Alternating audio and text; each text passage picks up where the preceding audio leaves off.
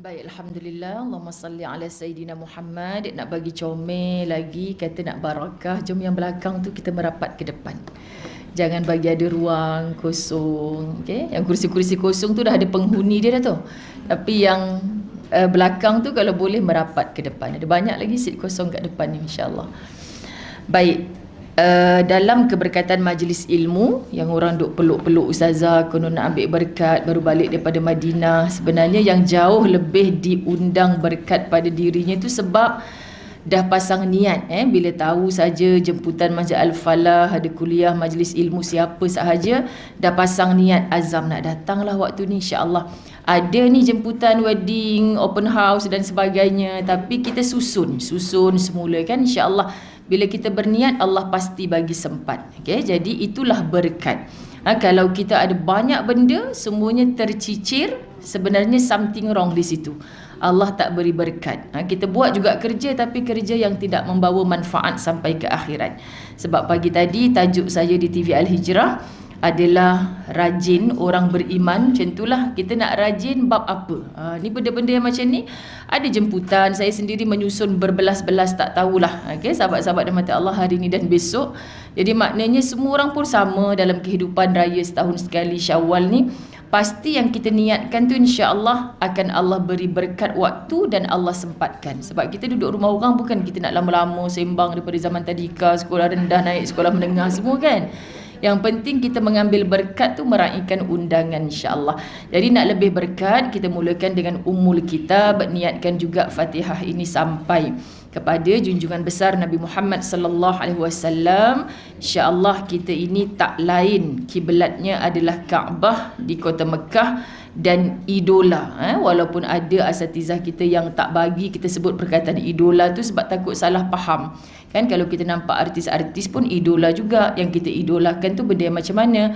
Cuma maksud pimpinan ataupun tuntunan yang kita nak pandang siapa? Nabi Muhammad sallallahu alaihi wasallam. Jadi apa saja yang kita buat, kalaulah Nabi ada di sisi aku, Nabi suka ke tidak? So kita nak dapat level macam tu, kena ada ilmu.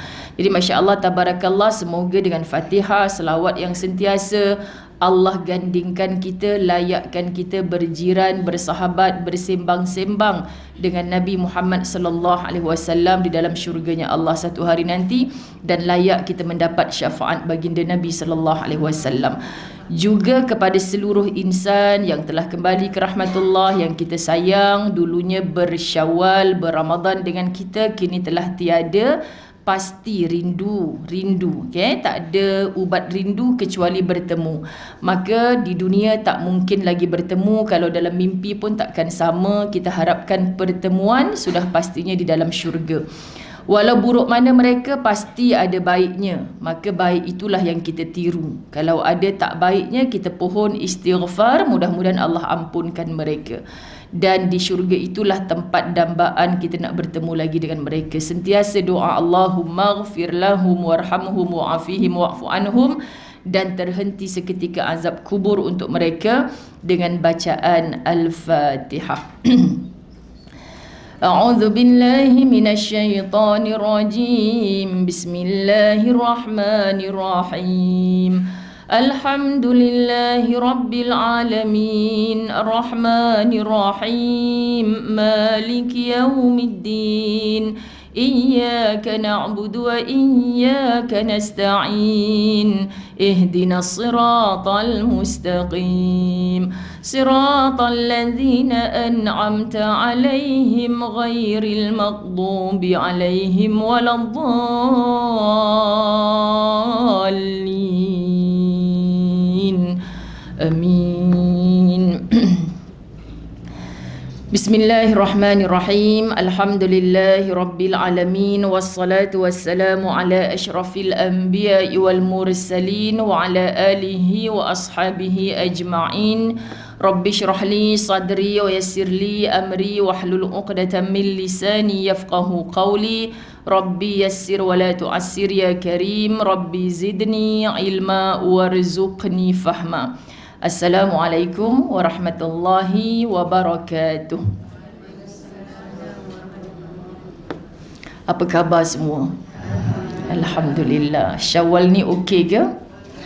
Alhamdulillah kan, ke innalillah. Insya-Allah kan. Sebab tadi jumpa Yati mana sahabat khidmat Masjid Al-Falah, kenapa susut sangat? Saya Ramadan memang macam ni. Kita pun pandang kita ni Ramadan tak macam gitu saja kan sahabat-sahabat. Jadi bila tanya Syawal ni macam mana, maksudnya kapasiti yang masuk ke dalam perut kita ni kan. Hari ni hari Sabtu, besok hari Ahad. Saya di Madinah Sabtu Ahad yang lepas. Di Mekah saya pun sebut ini dekat KL ni rasanya jalan jam ni, orang menyusun open house dan sebagainya. Okay, betul lah dah tu kan, sebab tengok dekat Facebook dan sebagainya, jalan jam, open house sana sini kan. Yang paling syoknya Ustazah dapat jemputan bila 26 Mei, 27 Mei. Lepas tu, ini bukan dah habis Syawal ke? Alah Ustazah buat-buat lupa lah, dia kata kan. Sabar je lah kan, macam tahu Ustazah tak ada 2 minggu untuk bersyawal di Malaysia. Jadi dia jemput, dia ingat Ustazah lupa kan. Sebab saya hari terakhir Syawal nanti saya meraihkan kuliah di Labuan 3 hari. Jadi Masya Allah, memang Ustazah tak lupalah. 20 Mei adalah tarikh terakhir kita bersyawal. 21 tu dah 1 Zulqaedah. Jadi bila dapat jemputan jamuan raya 26 Mei, 27 Mei tu, kata bukan dah terlajak raya dah ke ni? Kan, jadi begitulah kita. Apa yang Ustazah selalu sebut setiap tahun tu memang berlaku. Kan, terlajak-lajak. Dosa ke Ustazah? Dah memanglah tak dosa. Tapi kat poster tu tukar sikit lah. Janganlah buat jamuan Idul Fitri dah. Buatlah jamuan suka-suka ke kan. Jamuan sembang-sembang kita-kita. Nak buat Idul Fitri tu dah malu dah. Kalau lah kan apa saja yang lalu depan kita lipas ke apa ke. Oi, dah habis raya lah. Berhenti-berhentilah. Kan sahabat-sahabat. Sampai kat Mekah lagi kelakar. Saya sembang dengan Ahlul Mekah. Berapa hari sebenarnya raya? Walaupun dah 2 kali raya sebelum ni saya di Tanah Suci. Tahun ni saya tak dapat menikmatinya. Saya tanya, tahun ni macam mana Ustaz raya? Ya seperti biasalah Ustazah. 3 hari sudah cukup meriah. Hari keempat sudah puasa semua kita. Nak raya lama-lama, alamak terasanya kan. Terasa muslimat. Sebab kita datang Mekah Madinah tu kita bawa kuih raya, nak jamu jemaah atas bas semua kan. Ini kuih apa ni Ustazah? Ini kalau kat Malaysia kuih raya. Sebab kami masih berhari raya, belum habis lagi hari rayanya. Aduh, subhanallah. Sebab saya akhir Ramadan di Mekah 2 tahun. Raya pagi tu mereka jemput daripada lepas asar. Jemputan open house dia di hari raya pertama lepas asar. Jadi kalau tak sempat datang lepas asar, lepas maghrib, lepas isyak, tak apa Ustazah, sebelum subuh pun boleh datang. Sebelum subuh besoknya. Maknanya saya cakap dengan Ustaz, bang kita ni kan nak pilih tarikh nak buat open house diri sendiri pun tak sempat. Apa kata kita tiru orang Mekah? Kita buat daripada lepas maghrib sampai subuh esok. Buat. MPAJ datang, dia kata kan. Sebab kacau jiran sebelah-sebelah. Makna budaya tak sama. Sebab tu sahabat-sahabat muslimin muslimat dirahmati Allah, dalam Ramadan kita larat je puasa kan. Kita semangat je nak pergi masjid, penuhkan masjid surau dengan solat berjemaah. Tapi kenapa bila Syawal dah habis? Kerana surau rumah kita pun softnya yang itu-itu je lah. AJK dan segala ahli kan. Kita tak nampak orang-orang yang jarang kecuali dalam solat tarawih. Sedangkan yang Nabi SAW sampai satu ketika pernah hampir mengajak sahabat membakar rumah orang-orang yang tak datang bersembahyang jemaah. Nak cerita solat fardu yang 5 orang lelaki jangan tak buat kecuali secara berjamaah. Kan sahabat-sahabat, tapi Imam Syafi'i rahimahullah bukanlah mewajibkan kepada kita dan tidak pun ada arahan untuk bakar rumah orang lelaki yang tak datang solat berjemaah. Subhanallah, begini keharmonian dalam Islam. Tapi bila tarawih tu kita datang penuhkan, sebab itulah subuh di 1 Syawal, 2 Syawal sampai hari ni 22 Syawal kita tak munculkan diri di soft-soft solat. Ustazah tak bercerita tentang orang perempuan, Ustazah bercerita tentang orang lelaki. Maka tugas kita orang perempuan tolong gesa, pujuk rayu kan, macam mana kita nak ajak latih mereka supaya 5 waktunya di masjid. Kalau tak 5 waktu, paling kurang ibu-ibu dirahmati Allah, pastikan suami kita, anak lelaki kita subuh atau isyaknya di masjid. Ini jelas Nabi SAW buang atau keluarkan atau hindarkan mereka daripada ciri kemunafikan. Siapa orang munafik yang hanya datang solat ketika zaman Nabi, yang Nabi pusing belakang nampak dia pun ada. Waktu zuhur, waktu asar, waktu maghrib masih remang-remang cahaya kan. Sebab dulu tak ada suis lampu ni nak buka. So bila subuh dengan isyak, depa dok kata apa? Datang pun bukan Rasulullah nampak. Macam tu. Jadi sembahyang yang tadi datang berdiri duduk belakang Nabi tu bukan untuk dilihat Allah, tapi untuk dipuji oleh Rasulullah. Jadi kita bukan begitu. Suami kita, bang, kalau kita datang subuh, ibaratnya abang dah berqiyamul lail separuh malam. Kalau solat jemaah isyak, ibarat abang dah menghidupkan separuh malam lagi. Kira-kira kalau pakai kalkulator ni, macam abang tak tidur sepanjang malam, berqiyamul lail. Hebatnya abang, walaupun sebenarnya abang berdengkur. Sekian dimaklumkan. Sebab apa sahabat-sahabat rahmat Allah? Sebab pahala dia berjemaah subuh dengan isyak tu, hasil pujuk rayu kita. Sayang tak pergi ke? Ada tamu kejap lagi lepas isyak. Takkanlah suruh tamu duduk kat rumah kita dua-dua pergi masjid. Abang pergi dulu sekejap, lepas salam abang baliklah. Masa tu sempat dah saya hidang-hidang atas meja. Saya layan tamu kita. Tamu kita pun tak kerti bahasa bang, datang waktu tengah sembahyang isyak ni kan. Contoh kan sahabat-sahabat rahmat Allah. Cara kita memberitahu, memujuk, mengajak.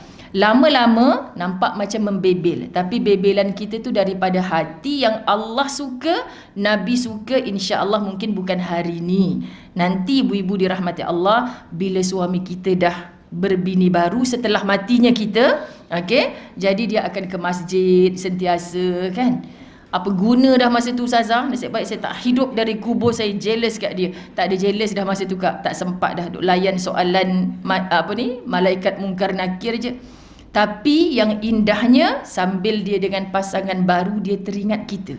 Percayalah, dulu masa arwah ada, bising dia suruh saya pergi masjid. Saya tak pergi kan. Tapi sekarang ni dah tua, barulah nak pergi. Dah sengit-sengit awak dah pimpin tangan saya ni. Pahala sejuk barzah kita ni sebab apa ni ya Allah? Rupanya bukan sebab doa anak soleh. Kan sahabat-sahabat dirahmati Allah, sebab ada orang yang dulu kita bebel, tak berubah-berubah, kita dah mati baru dia teringat.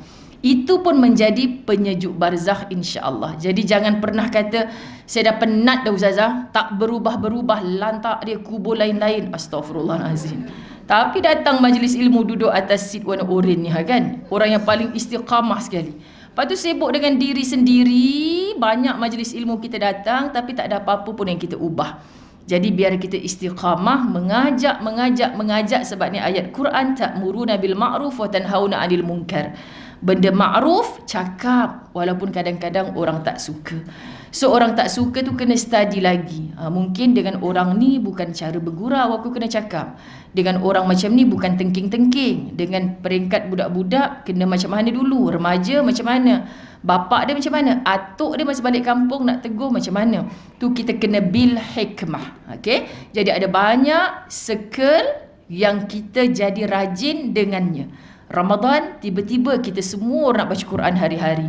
Sebab Ramadan didatangkan oleh Allah Subhanahu Wa Taala sebagai syahrul Quran, bulan diturunkan Al-Quran. Jadi kita macam berbangga khatam Quran sana sini, tapi kesiannya kalau sampai 22 Syawal tidak ada walaupun sebanyak 22 muka surat Quran yang kita baca. Khatam dah kan hari tu, tak start lagi. Kan nantilah Ustazah, pahala khatam Quran hari tu pun tak habis tapau lagi. Sabar je lah sahabat-sahabat dirahmati Allah. Okay, jadi mohon terasa, jemput lagi bulan-bulan Syawal ni, dia akan jadi macam tu. Sahabat-sahabat dirahmati Allah, muslimin muslimat, saya buka-buka poster ni baru perasan tajuknya adalah menjadi mukmin yang kuat. Tu bila Kak Wah kata tak pernah bagi tajuk dekat Ustazah ni, saya pun sengih je. Sebab Kak Wah merajuk sebenarnya. Bila Ustazah, bila dia kata nak bagi tajuk apa ya Ustazah, saya tak jawab. Sebenarnya bila orang tanya nak bagi tajuk apa, dah tak tahu nak bagi tajuk apa dah. Cakap je lah tajuk apa. InsyaAllah itu memaksa Ustazah. Alamak susah rupanya dia bagi ni.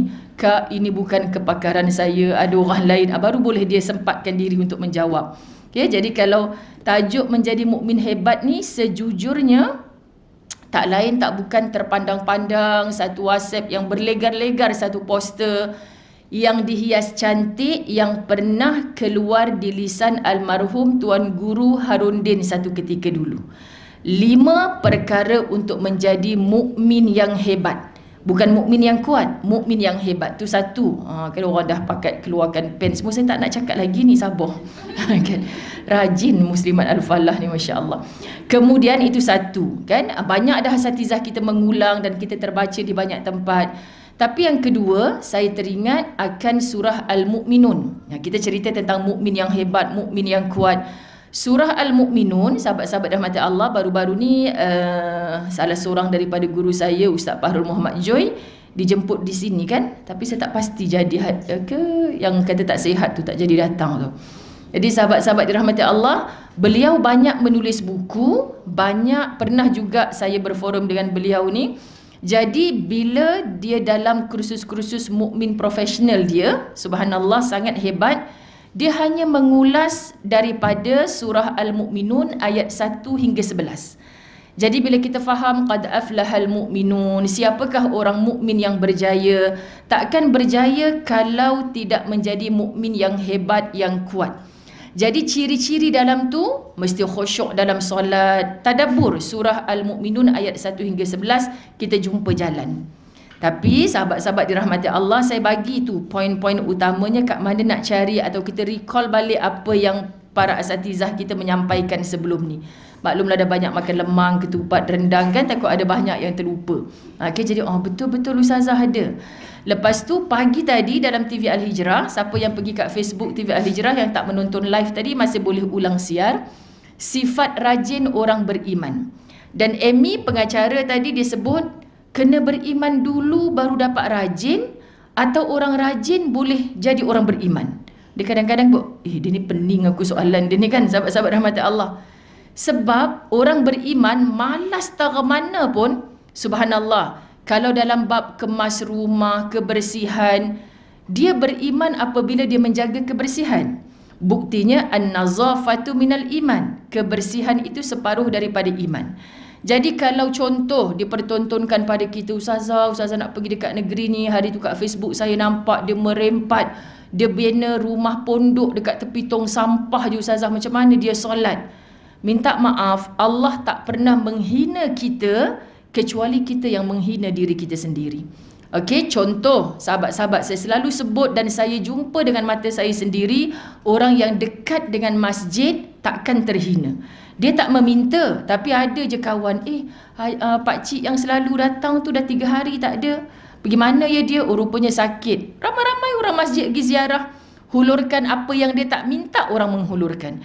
Tapi terkadang mereka datang dengan surat macam-macam. Kita pun zaman sekarang dah jadi sanksi. Betul ke Ustazah? Tantah dia ada banglo sebiji. Akak nak bagi je, tak nak bagi, duduk diam sudah. Akak tahu ke dia ada banglo sebiji ke tidak? Kan sahabat-sahabat, kita kadang-kadang cakap je. Tapi kenapa sampai ada yang sanggup duduk di tepi tong-tong sampah? Tanya je pada dia, kalau jelas tempat begini, macam mana pakcik solat? Kebanyakan mereka akan jawab, mereka tak sembahyang pun, sahabat dirahmati Allah. Sebab tu mereka memilih untuk mengasingkan diri duduk di tempat macam tu. Minta maaf. Jadi meremang bulu roma kita, benarlah Allah tu tak zalim, tak pernah menghina kita. Tapi kita, kalaulah setiap waktu bersihkan diri dengan wuduk, berada di saf-saf solat, tak balik ke rumah, pasti ada orang-orang yang menyapa. Duduk mana sebenarnya? Tak pernah tengok pergi keluar daripada masjid ni. Yang duduk seorang-seorang siap bawa beg ni. Mungkin dia bercerita sejak isteri saya meninggal, anak-anak saya tak balik rumah. Mungkin ada orang yang simpati bawa dia, kerja dengan dia, jadi guard, jadi tukang kebun sebagainya. Banyak cerita-cerita begini.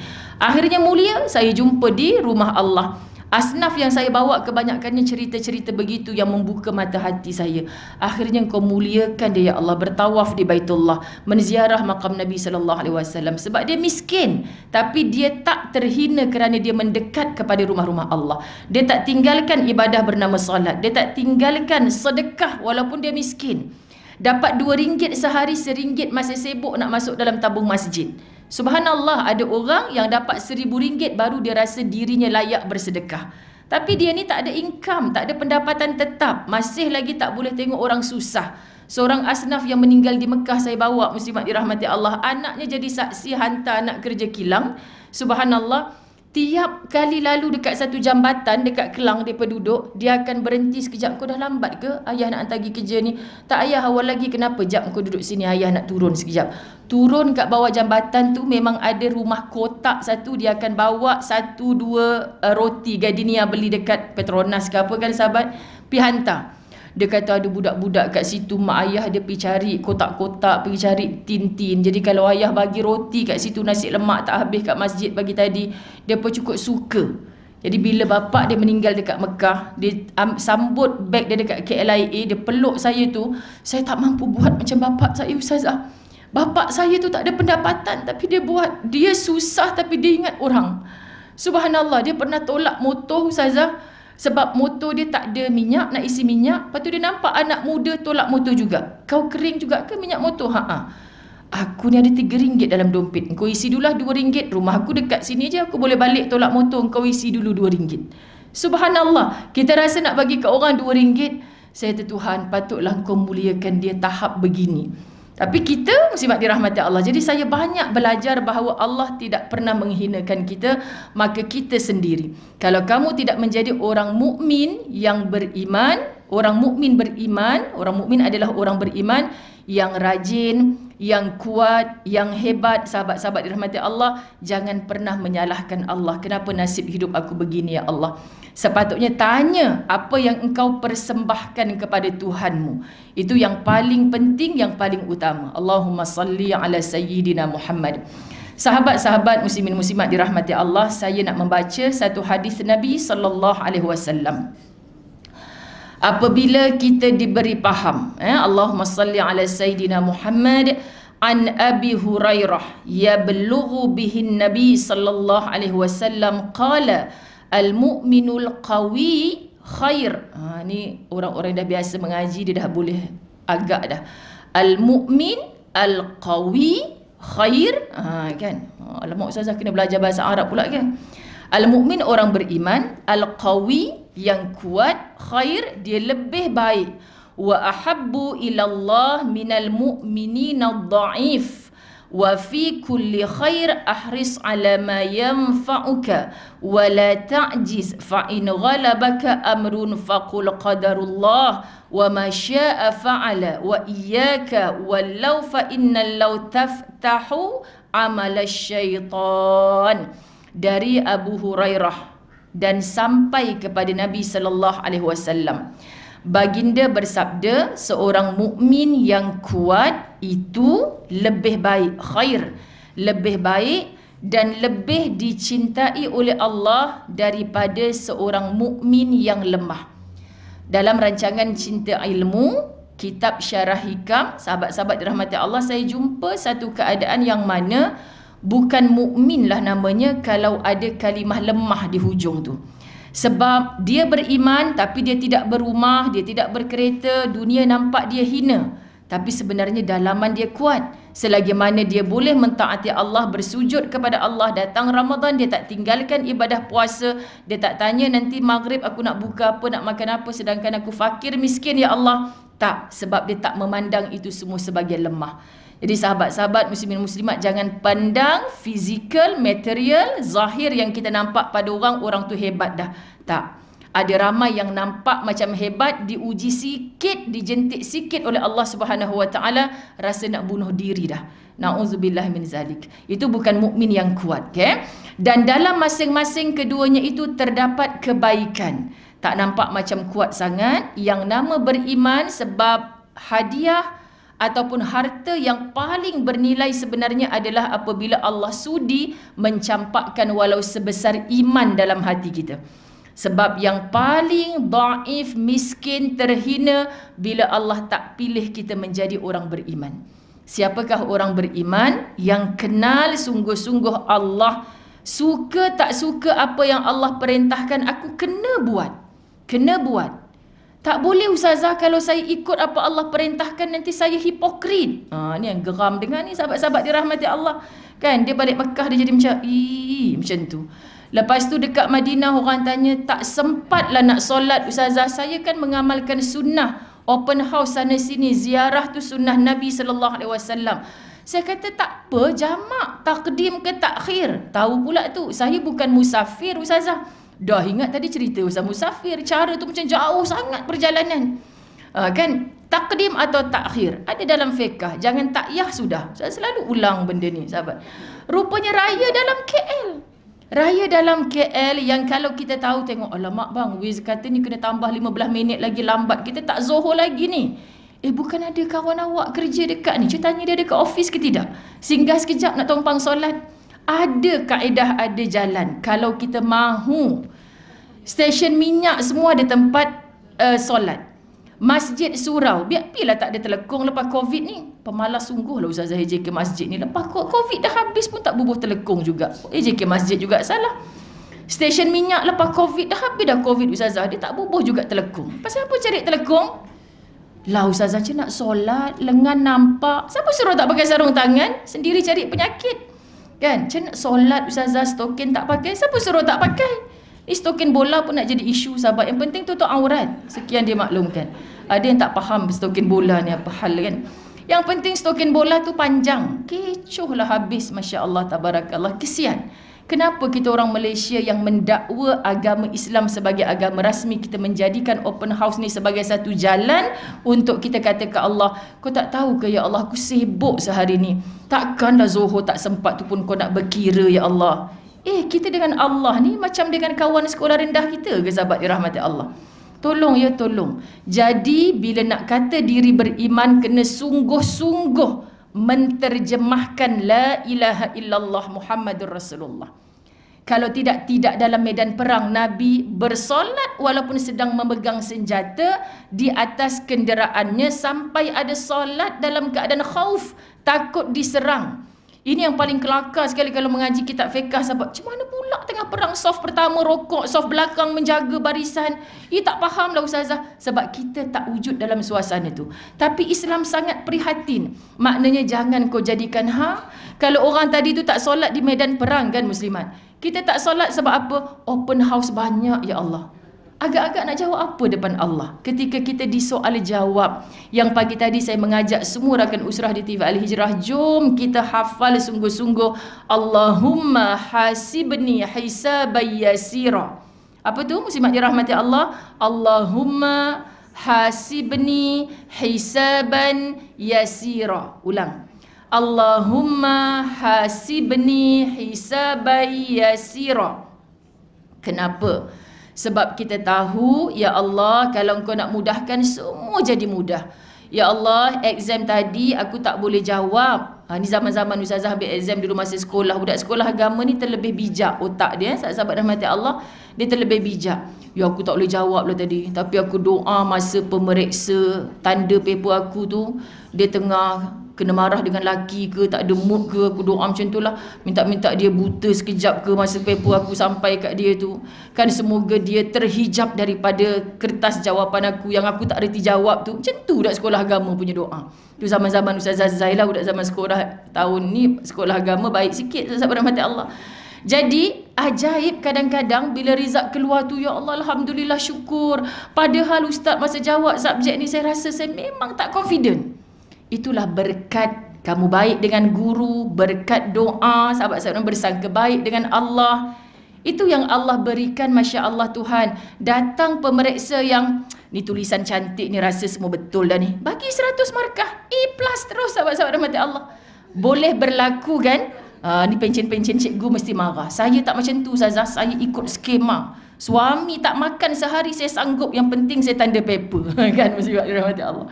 Jadi maknanya kita nak sebut apa? Kekuatan dalaman kita menterjemahkan apa yang kita pamerkan pada zahir. Kita tak boleh hipokrit. Sahabat-sahabat rahmati Allah, hipokrit yang maksud apa? Kamu tidak betul-betul beriman kepada Allah dan Rasul, tak ikut apa yang Allah dan Nabi suka, itulah hipokrit yang sebenar.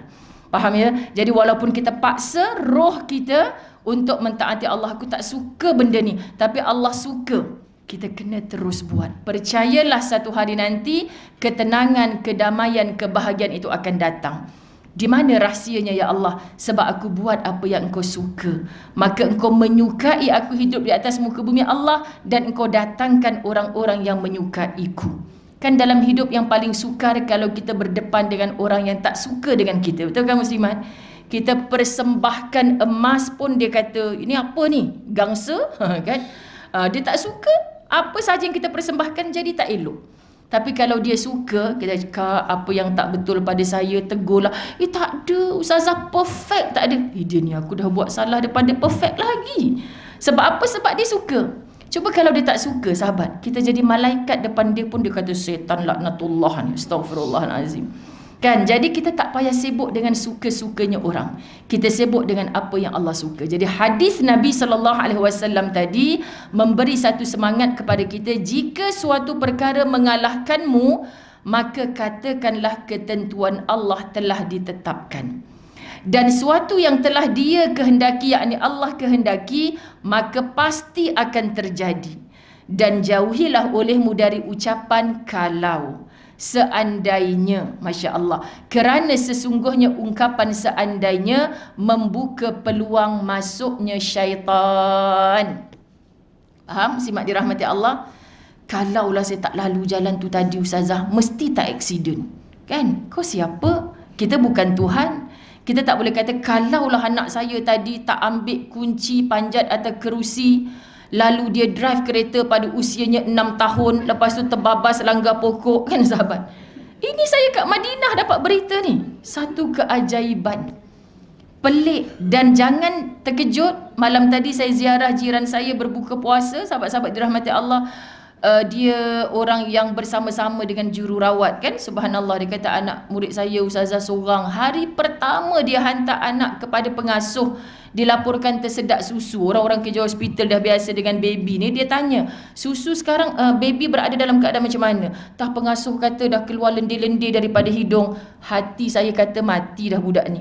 Kita bukan nak mendoakan, kita dah tahu dah situasi tu Ustazah. Tak lama petang dia telefon, anak saya dah meninggal kak. Kan hari pertama di rumah pengasuh.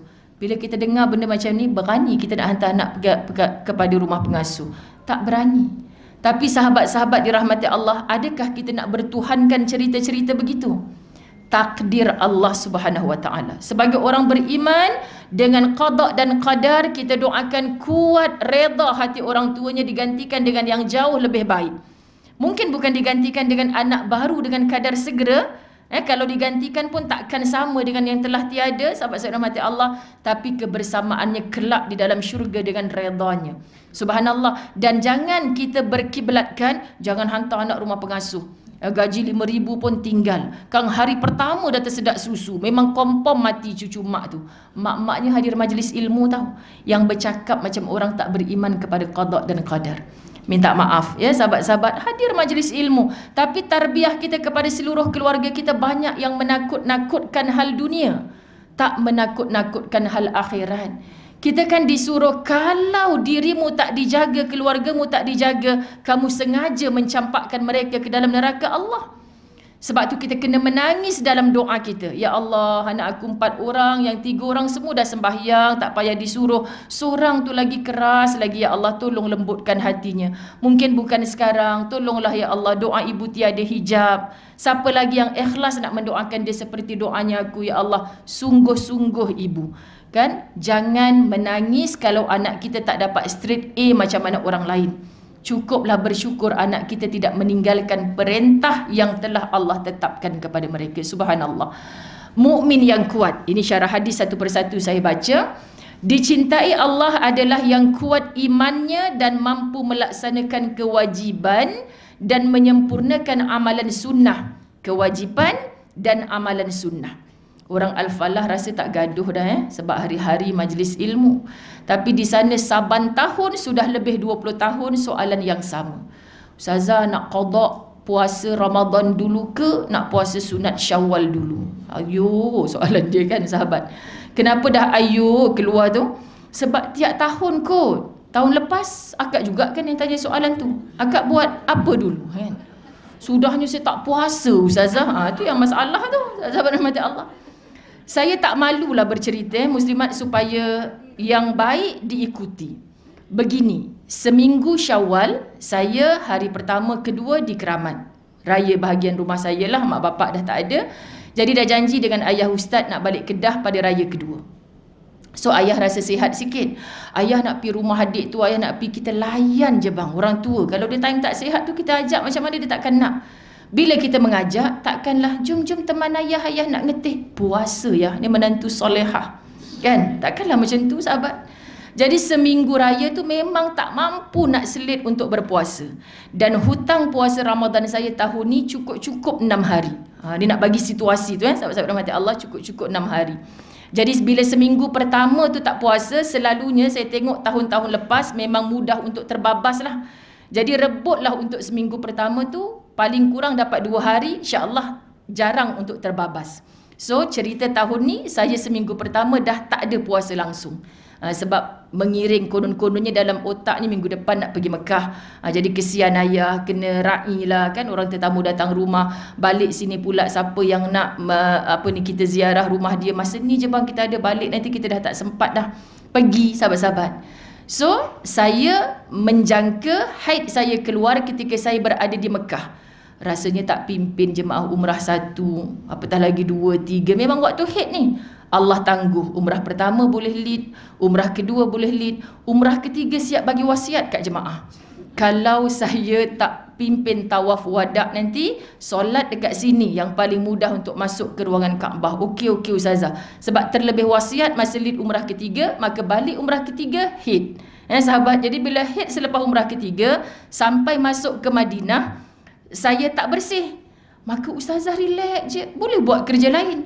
Kalau saya dah bayar dekat 10,000, lepas tu tak dapat masuk masjid, mau gila saya Ustazah. Ni antara bahasa jemaah. Apa nak gila pula, ya Allah.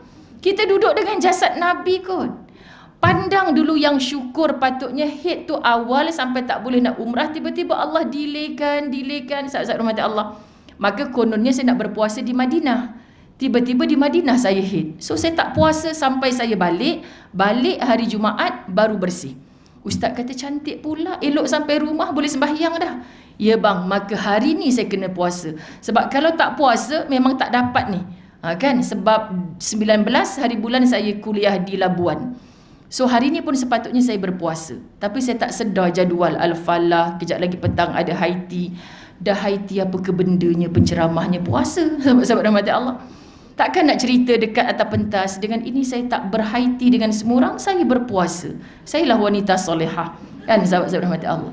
Jadi saya cakap dengan ustaz, kalau abang nak puasa, abang puasa sunat. Saya ni niat puasa qada. Sebab 6 hari kan puasa saya hutang, so saya niat puasa qada. Maha Rahman dan Rahimnya Allah, saya paksa mujahadah diri saya memilih 6 hari yang sebenarnya sukar. Pasti Allah beri hadiah pahala berpuasa 6 hari di bulan Syawal. Mudah-mudahan dapat fadilat orang yang berpuasa sunat Syawal. Faham tak maksud saya? Sebab kita bersangka baik dengan Allah, dan ini perbahasan para ulama. Tetapi dulu-dulu Ustazah tidak umrah, Ustazah tidak ada haid dalam bulan Syawal itu, sahabat-sahabat. Yang terbaik 6 hari hutang Ramadan selesaikan. Sebab daripada minggu pertama dah start puasa, ada baki banyak lagi. Why not kita persembahkan kepada Allah, ambil 6 hari lagi dengan niat puasa sunat khususan untuk Syawal. Pasti itu yang terbaik. Otak logik akal kita tak payah buka kitab fiqh pun kita tahu pasti itu yang terbaik. Betul kan muslimat? Tapi kenapa kita dah tahu yang terbaik, dengan Allah kita cukup berkira-kira. Tapi Ustazah, ada ustaz kata boleh niat 2 in 1. Ada memanglah. 2 in 1 tu maksudnya sunat dulu ke qada dulu. Kalau kita ada hutang dengan Allah, qada, kita ada alasan. Jiran kita buat, kak saya datang tapi dengan muka tak malu, saya nak tapau tahu untuk buka puasa saya nanti. Sebab saya puasa qada, saya bukan puasa sunat. Kan sahabat-sahabat rahmat Allah, ini hal ibadah dan di dalamnya ada dakwah.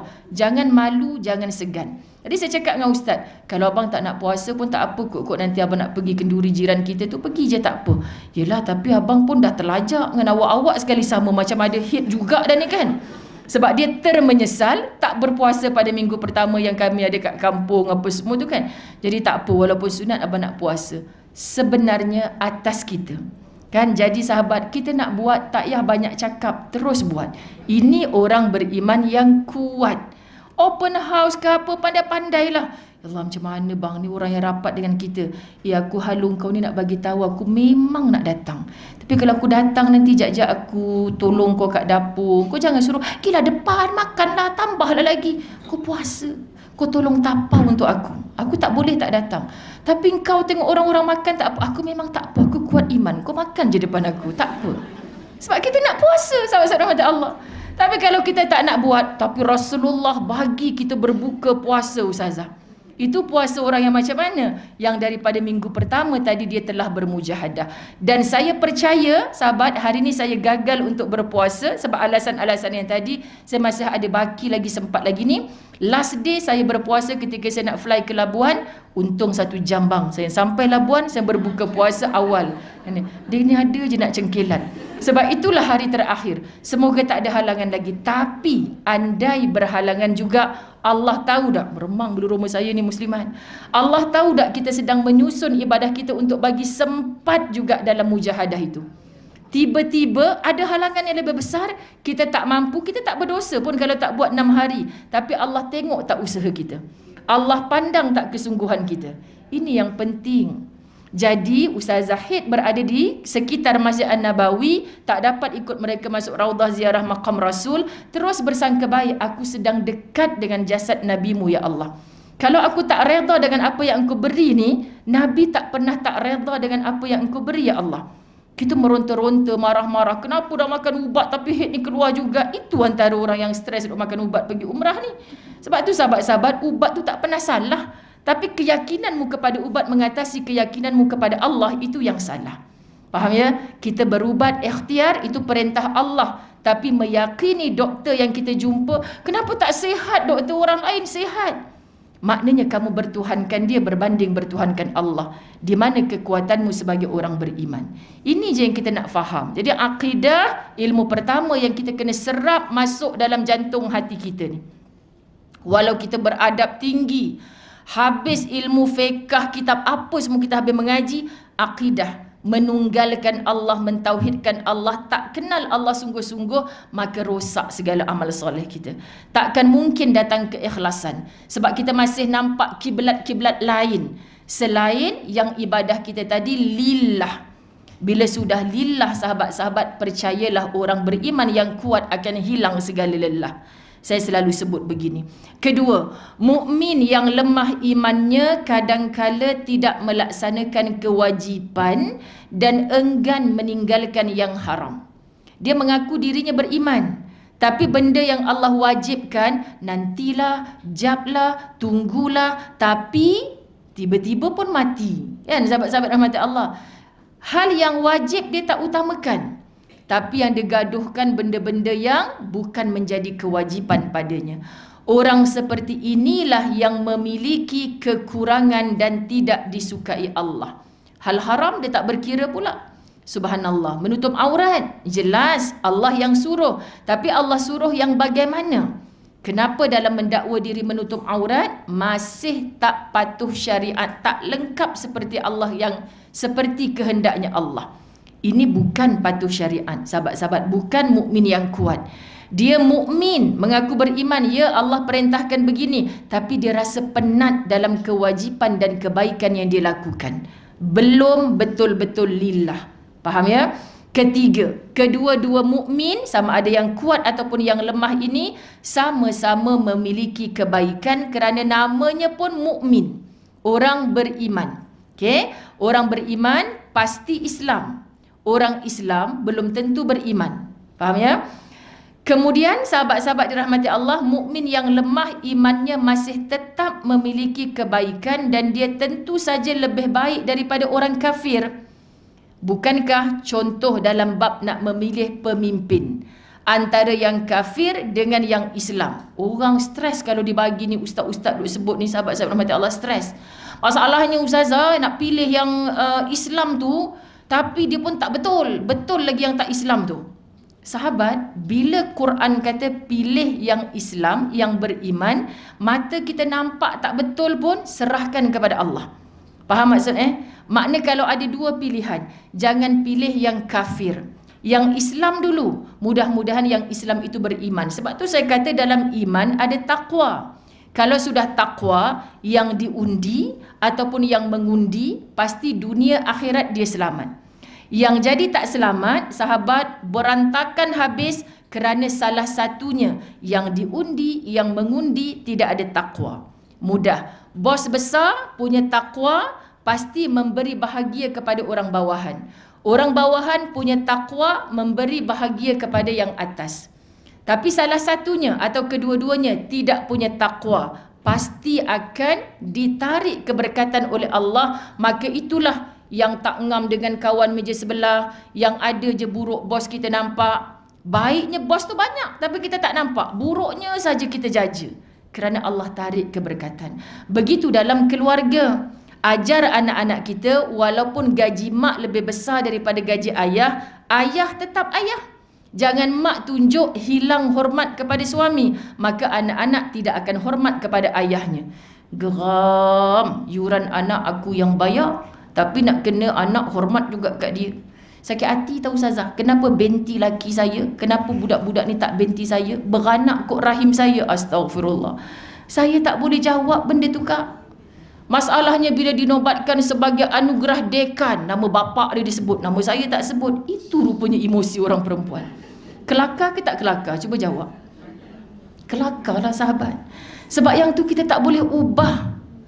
Nasab ni sangat penting. Sebab tu wala taqrabuz zina. Allah cukup takut orang Islam mengaku Islam tapi tak dijumpai nasabnya. Faham ya muslimat dirahmati Allah? Subhanallah. Sangat penting kita ni menjadi isteri yang halal kepada suami kita. Itulah anugerah terbaik daripada Allah. Baik benda. Kenapa Kak muka macam tu je? Geram Ustazah. Tak pernah ajak anak sembahyang. Kita je yang pergi majlis ilmu. Laki saya tu memang taklah. Inilah antara wanita-wanita yang syok sendiri. Perasan macam anak-anaknya baik kerana dia. Sebenarnya kenapa anak-anak tu baik, ibu-ibu dirahmati Allah? Kerana beroleh suami yang begitu, kita makin akrab dengan Allah. Dan asbab akrabnya kita dengan Allah, Allah beri anak yang walaupun ayahnya tak mampu memimpin, anak tu dilembutkan hati mendengar kata si ibu. Akrab dengan Allah. Faham ya? Dan kenapa orang mudah-mudah akrab dengan Allah? Banyak yang Ustazah jumpa kerana diuji dengan orang yang paling dekat dengan dia. Aku dah tak tahu, takkan nak tulis kat Facebook lagi, aku tak guna ya Allah. Kepada engkau jugalah aku mengadu. Sebab ada contoh-contoh tulis kat Facebook, dekat IG, video segala, rupanya makin buruk habis semua satu dunia tahu ya Allah. Lebih baik aku suruh aku cakap dengan engkau je lah ya Allah. Kan tangisan hati kita ni Allah tahu. Daripada sebelum kita dijodohkan dengan dia, sedang beranak pinak, dan sekarang ujian apa? Paling menangis ketika saya berada di Mekah. Sahabat saya seorang yang terlibat dengan rujuk cerai ni, sahabat-sahabat rahmat Allah Zai, seorang lagi umur 68 tahun memfailkan fasah. Dah tak nak dah jadi isteri kepada lelaki tak guna macam tu. Cik, kenapa selama ni boleh bertahan? Kenapa sekarang dah tak tahan? Sebab dia tak nak pergi masjid. Saya je yang pergi masjid. Hati-hati wanita. Hati-hati. Kita melangkah kaki dengan ringan ke masjid, rupanya kerana rajuk dengan suami yang tak nak pergi masjid. Kalau tak diuji dengan suami yang macam tu, belum tentu kita kuat untuk mencari jalan ke masjid. Faham ya muslimat? Itu maksud. Sebab tu sahabat-sahabat, kadang-kadang kita nampak benda tu macam masalah besar. Tapi rupanya kerana masalah besar, kita mengenal Allah yang maha besar. Okay, jadi jangan pandang orang yang tak ada masalah tu, tengok macam dia Ustazah, suami dia okey, anak dia okey. Kita tak pernah tahu bagaimana hubungannya membesarkan Allah. Sebab bila orang diuji dengan masalah yang besar, tapi dia tetap membesarkan Allah, datanglah masalah apa, tetap kecil di sisi dia. Allahu Akbar. Orang lain yang datang, aku tak faham lah kau ni, macam mana boleh bertahan laki macam tu. Kita sengih je kat dalam ni, rasa nak bagi tahu, nak bagi tahu, nak bagi tahu. Tapi apa fadilat dia? Apa kebaikan dia? Apa kelebihan dia? Sahabat-sahabat rahmat Allah, kalau aku boleh syurga dengan ujian yang ini ya Allah, beri aku kesabaran sampai tarikh mati aku. Beri aku kekuatan. Bukakanlah mana-mana pintu syurgamu, sebab engkau yang janji orang yang sabar ada berita gembira untuknya. Mudah-mudahan itulah aku ya Allah. Walaupun aku tak berapa gembira macam orang lain, aku tak boleh tukar suami lain dah waktu ni ya Allah. Dah nenek kepada 38 orang cucu ni. Faham ya sahabat-sahabat rahmat Allah? Tolong sikit je lagi. Kalau saya tanya interview ibu-ibu yang pangkat-pangkat mak saya ni, kan umur berapa cik sekarang? Dekat 70 dah Ustazah. Agak-agak cik yakin ke boleh hidup 70 tahun? Memang tak lah Ustazah. Memang tak lah. Saya sahabat masa sempat berhari raya sebelum pergi Mekah, seorang pakcik ni Ustazah tolong doa, saya dah 70 lebih. Mak saya tu dah 98 tahun. Ustazah tengok gambar ni. Saya wallahi saya tak doa biar mak saya mati. Tapi kesian Ustazah dah berbelas tahun. Ustaz mana saya tak pernah bawa, macam-macam lah, ada saka lah, ada apa ke, saya tak nak sebut yang tu. Kan ini ujian mak saya betul Ji. Doa insya-Allah. Ustazah nak pergi Mekah, tolong doa. Saya landing ke LIA hari Khamis, sahabat-sahabat. Ustazah, mak saya kembali ke rahmatullah pukul 4.30 pagi tadi. Yang sakit dah berbelas tahun, tapi anak ni masih bersangka baik. Bawa ustaz datang. Ini ada saka, ni ada jin tak keluar dekat ni kan. Macam-macam.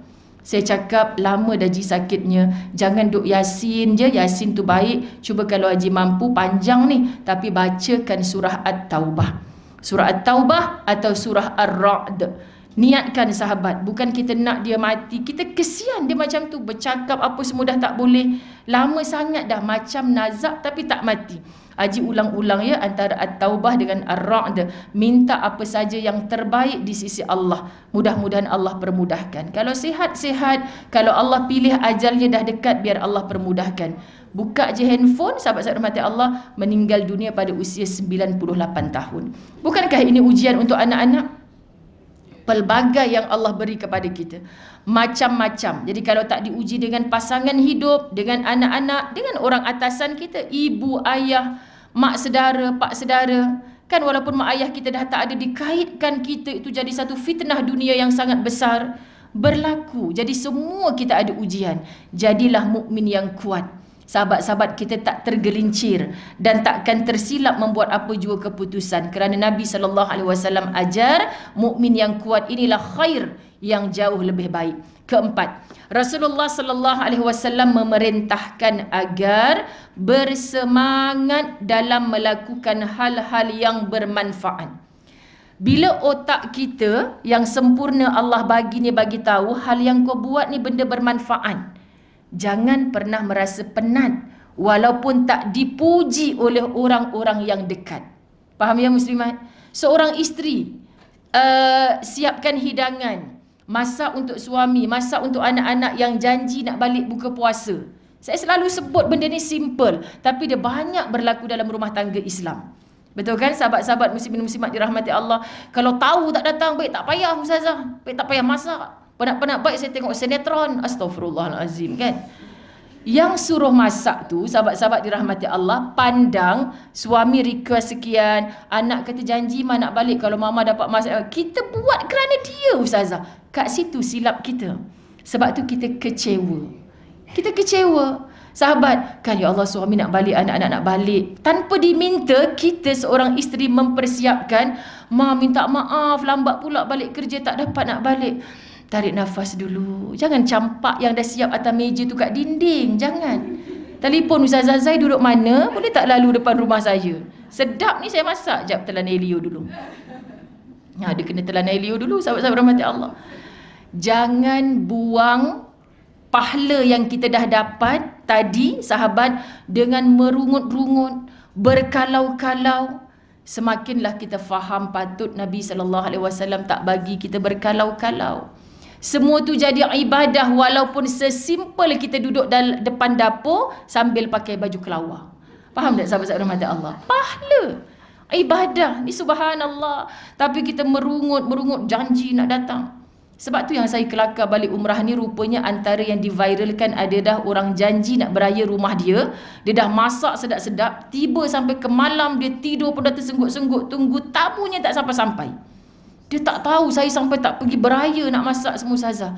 Dah tanya sungguh-sungguh janji nak datang Zuhur, Maghrib tak muncul. Minta maaf akak, cuma nak tanya jadi datang ke tidak? Minta maaf kak, saya tak jadi datang. Okey, settle. Akak nak pergi Isyak ni akak bawa semua makanan tadi kat surau. Lapang, 2 pahala dapat. Pahala nak jamu orang tu tapi dia tak datang, tetap dapat. Faham muslimat? Tetap dapat. Kita berlapang dada, ada halangan kot. Aku nak pergi Isyak ni, sebaik aku tanya tadi. Dia tak jadi rupanya. Bawa, kak, akak dah masak belum kat rumah? Tak, sekejap lagi nak singgah gerai, nak beli makan, duk berdua je. Jangan, saya bagi mangkuk tingkat kat akak ni.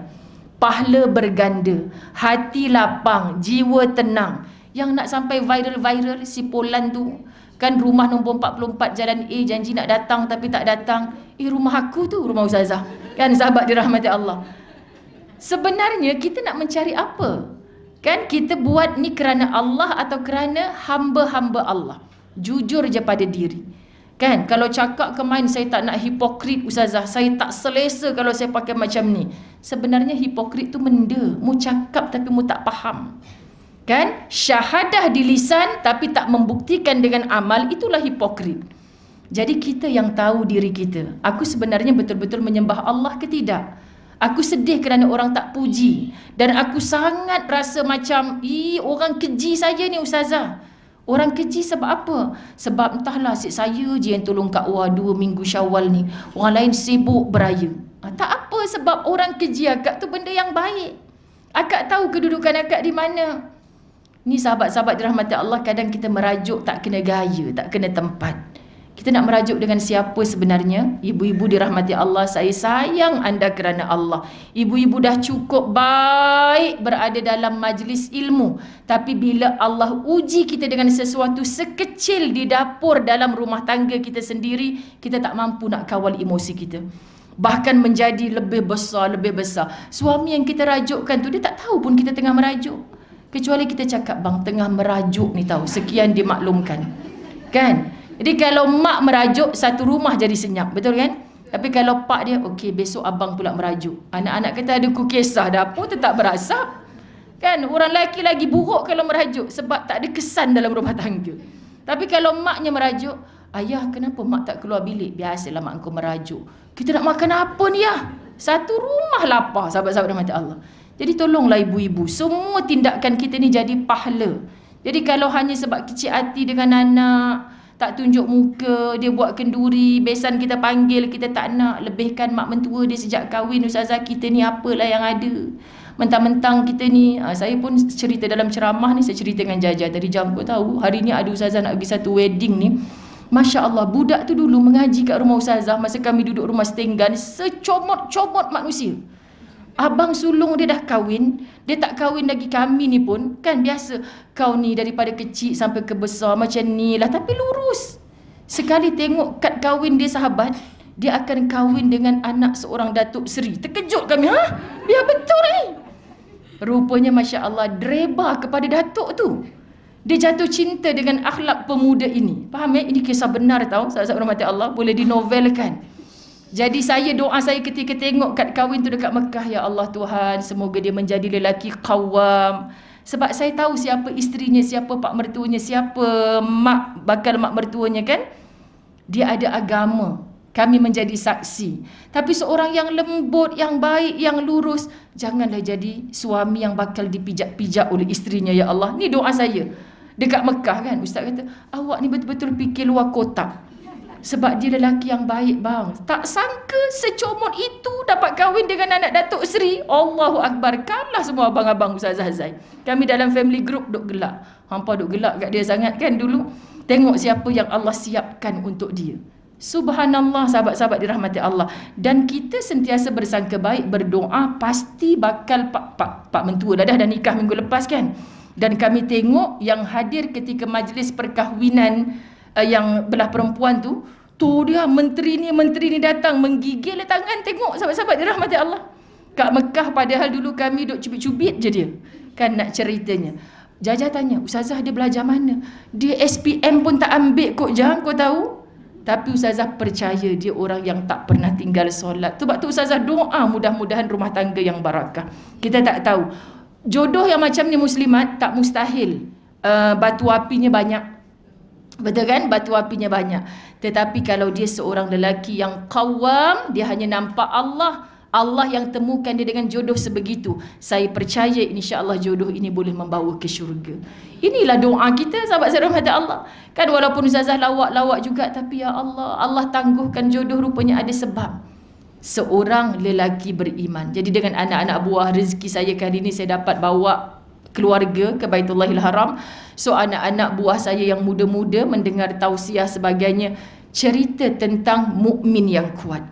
Bukan kerana apa sahabat-sahabat, bukan kerana hebatnya kamu kerja gaji berapa sebagainya, tapi kamu menjadi orang beriman yang tahu engkau bertuhankan Allah dan berasulkan Nabi Muhammad sallallahu alaihi wasallam. Jangan pandang umi yang banyak dosa, saya cakap dengan anak-anak buah.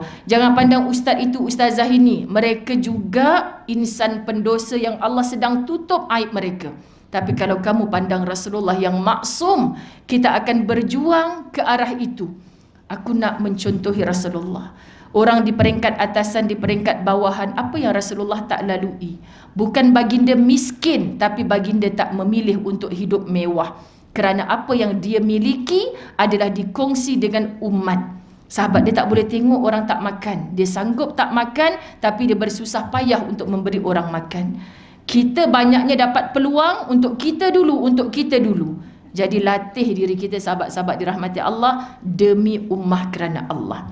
Kelima, jika berlaku sesuatu yang kurang menyenangkan, redalah di atas ketetapan takdir dengan hati yang tenang sehingga bertambahlah imannya. Makna nak dapat reda. Nak dapat reda ni mesti ada syarat. Syaratnya apa, sahabat-sahabat dirahmati Allah? Tanpa tapi. Kan? Orang Al-Falah pun kata, alamak, macam pernah cakap je, saya reda Ustazah, tapi itu belum reda maksudnya. Jadi, macam ni syarat reda tu Ustazah? Kalau mengaji kitab panjang lagi lah. Tapi menurut tafsiran Ustazah Zai, nak sungguh-sungguh reda, syaratnya tanpa tapi. Are you okay? Kan? Lepas ni, Ustazah saya reda. Kenapa kak macam tertelan benda? Tapi tu simpan kat dalam je lah. Praktis sahabat-sahabat rahmati Allah. Sebab saya melatih diri saya begitu. Memanglah aku reda. Kenapa yang tak terkeluar pula bang perkataan tu? Sebab selalu ceramah kalau cakap tapi maknanya tak reda lagi. Sebab tu kadang-kadang ustaz tahu dah tu ada tapi kan. Ya, tapi abang doa lah. Doa insya-Allah mudah-mudahan betul-betul reda. Kan sahabat-sahabat. So praktis ibu-ibu dirahmati Allah. Petang ni yang kita tak jadi balik kampung awak, tetap balik kampung abang juga. Tak apa bang, saya reda. Macam tu kan. Jadi kenapa tu, bunyi apa tu? Dia ada perkataan yang tak keluar. Perkataan apa tu? Tapi sebab Ustazah dah ajar pagi tadi, tak bagi cakap, nanti tak reda. Jadi kita praktis dulu dengan kita. Dan terakhir, jauhilah berkata kalau, seandainya, kerana ia membuka peluang hasutan syaitan. Ini mengulang poin yang kedua tadi. Sahabat-sahabat, 1 jam habis saya syarah hadis yang saya baca tadi dengan izin Allah. Tapi saya nak lajukan juga pembacaan. Saya ulang yang kita dah dapat daripada banyak tempat. Almarhum Tuan Guru Harundin ada sebut, mukmin yang hebat pertama, kita nak jadi manusia ni, dia meninggalkan dunia sebelum meninggal dunia. Okey, meninggalkan dunia sebelum meninggal dunia. Kita pasti akan meninggal. Di mana, bila, wallahu alam. Tapi maksud bukan meninggalkan dunia yang kerja, pakat-pakat berhenti kerja, jangan. Yang datang sini naik kereta, kan berkilat-kilat tu, kan Ustazah ni kereta Mercedes saya punya kunci, Ustazah ambil lah. Jangan muslimat, saya yang untung, anda yang rugi, jangan. Meninggalkan dunia bukan macam tu maksud. Dunia, rezeki Allah beri kepada kita, tapi bukan diletak di hati. Faham ya? Sebab di hati kita tetap aku akan mati, penghujungnya akhirat abadan abada. Dunia ni fana, bakal binasa. Aku pasti akan tinggalkannya.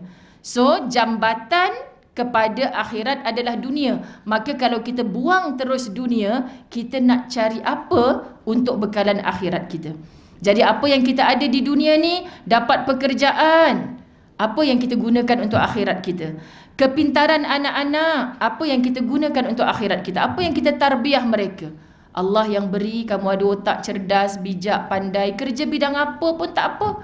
Tapi ingat, jangan tak solat. Ingat, infak di jalan Allah. Semuanya Allah sebut dalam Quran. Tak ada dalam Quran ayat, mesti jadi ustaz, mesti jadi hafiz-hafizah, tak. Sebab semua itu pun fardu kifayah. Seorang dah ada dekat Subang ni, orang lain tak payah jadi ustaz pun sebenarnya tak apa. Kan? Tapi bayangkan kalau semua doa ibu-ibu Al-Falah makbul. Doakan Ustazah nak pergi Mekah, nak saya jadi hafiz-hafizah. Semua orang minta doa macam ni. Siapa nak jadi doktor kalau hafiz-hafizah sakit? Kan sahabat? Ustazah sakit jumpa Ustazah ke jumpa doktor? Jumpa doktor. Kalau jumpa Ustazah Zai pakai pisau dekat dapur rumah dia je, jenuh. Kan sahabat-sahabat rahmati Allah, memang fardu kifayah.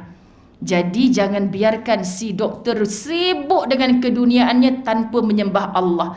Begitu juga engineer, doktor, siapa saja sahabat-sahabat, tinggalkan dunia sebelum meninggal dunia. 2, dia bersedekah sampai kaya. Bukan dah kaya baru bersedekah. Itu yang saya bergenang air mata setiap kali teringat asnaf-asnaf yang saya pernah bawa, sahabat. Bila balik je ustazah, saya pun nak menjadi penyumbang kepada macam mana nak terbangkan orang-orang miskin ke Baitullah ni ustazah. Ya Allah, saya rasa nikmatnya dapat entah bila lagi saya nak sampai. Sebab tu mereka sangat menghargai sahabat-sahabat dirahmati Allah. Allahu Akbar. Tak balik hotel, Pak Cik dah makan belum? Kenyang minum air zam-zam. Ustazah tak apalah, boleh datang selalu. Saya ni ustazah, saya tak mungkin boleh datang selalu. Saya orang solat 2 rakaat, biar saya berakaat-rakaat. Terasa aku cakap dengan Pak Cik ni. Faham tak sahabat-sahabat rahmat Allah? Dia sangat menghargai. Sebab tu saya banyak belajar daripada mereka. 3, dia berdakwah sampai jadi alim. Bukan dah alim baru nak berdakwah. Jadi jangan pernah cakap, saya dah tulis ustazah kat Facebook saya, jom labuhkan tudung. Tiba kawan-kawan sekolah saya, eleng kau, macam lah aku tak kenal kau siapa. Kau janganlah nak ala-ala ustazah sangat. Terus saya delete ustazah. Lepas tu akak buat apa lagi? Saya unfriend dia. Itulah salah. Kan sahabat-sahabat dirahmati Allah. Yelah, mentang-mentang saya tak ada tauliah Selangor, saya tak boleh ke berdakwah? Boleh. Saya baru share dekat Facebook saya seorang mu'allaf, sahabat-sahabat dirahmati Allah. Apa ke nama dia? On the way daripada KLIA balik ke Keramat, saya tertengok video tu. Hebat. Dia baru masuk Islam, tapi dengan air mata dia cakap, tanggungjawab saya adalah berdakwah kepada keluarga saya sendiri. Takkan saya nak tunggu ustaz-ustazah masuk ke dalam rumah saya untuk berdakwah kepada keluarga saya. Dan dakwah yang paling utama kepada diri kita sendiri. Jadi wahai Muzayyanah Abdullah, apa yang kamu cakapkan di lisan yang paling dekat adalah telingamu sendiri. Tak malu ke dengan Allah kalau yang kamu cakapkan kamu tak amal? So mak-mak begitulah, kita dakwah anak-anak kita, tapi kita sendiri tak berbuat. Tak malu ke dengan Allah? Kita berdoa minta anak kita jadi baik, tapi kita belum bertindak ke arah baik itu.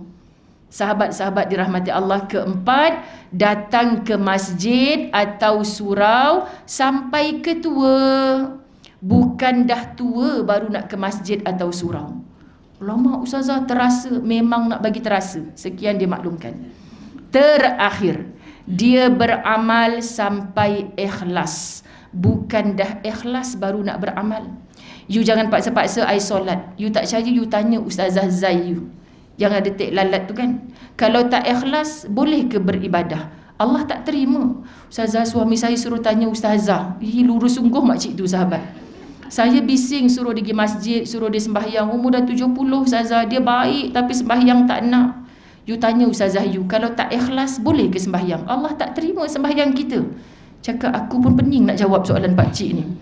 Sebab dah 70 tahun sahabat, kebaikan lain dia buat. Jangan suruh I sembahyang. I tak ikhlas, macam mana Allah nak terima? Benda wajib bukan nak tanya engkau ikhlas ke tidak. Buat dulu, lawan, mujahadah. Allah akan datangkan melalui istiqamah yang kita bermujahadah, akan datang ikhlas. Ibu-ibu ketika sip sana kosong, kenapa ibu-ibu datang? Saya tanya je, tak marah. Kenapa ibu-ibu datang? Sahabat-sahabat rahmat Allah, saya ni dah level yang Kak Wah cakap ustazah, jangan pilih guru, jangan pilih tajuk. Yang saya tahu masjid tu pintu majlis ilmu dia buka, saya datang je lah. Kadang saya tidur je pun ustazah. Tapi sebab datang majlis ilmu ni ada berkat, insya-Allah layak mendapat syafaat Rasulullah. On the way pergi, sedang dalam majlis ilmu, balik kalau saya mati macam matinya seorang yang menuju ke medan jihad. Jadi apa yang Acik belajar hari ni, saya tak tahulah ustazah, pok-pet. Saya pun dah tak berapa ingat dah. Tapi besok saya datang lagi ustazah. Percayalah, lama kelamaan ada benda yang melekat. Kalau tak memori jangka pendek yang mudah terlupa ni, balik rumah, ustazah cerita apa tadi? Lupalah bang, tapi dia baru balik Mekah. Tu je yang kita ingat sahabat. Tapi memori jangka panjang, kita tengah ada masalah dengan suami, tak apa bang, saya reda. Yelah kan, mukmin yang kuat itu lebih baik daripada mukmin yang lemah. Supaya mudah-mudahan sayalah mukmin yang kuat itu, walaupun suami sendiri yang menyakiti. Ui, bini aku sekarang cakap dah macam itu ceramah tahun 2023 dulu tu ustazah bang. Kan sahabat-sahabat mata Allah, walaupun benda itu berlaku selepas 10 tahun, Allah izin lisan kita memberi nasihat, Allah izin kita mampu pujuk diri sendiri sebab ada memori jangka panjang. Macam pernah aku dengar ayat yang sedang aku pujuk diri aku sendiri ni. Rupa-rupanya barakah dalam majlis ilmu. Faham ya? Mudah-mudahan Allah beri redanya kepada kita. Rasulullah sudi memberi syafaat kepada kita dan kita layak didoakan oleh seluruh orang-orang beriman. Selagi mana sahabat-sahabat kita hidup dengan iman, mati dalam iman, mudah-mudahan dibangkitkan kelak di dalam syurga Allah bersama orang-orang beriman. Ampun maaf zahir batin, wabillahi taufik wal hidayah. Assalamualaikum warahmatullahi wabarakatuh.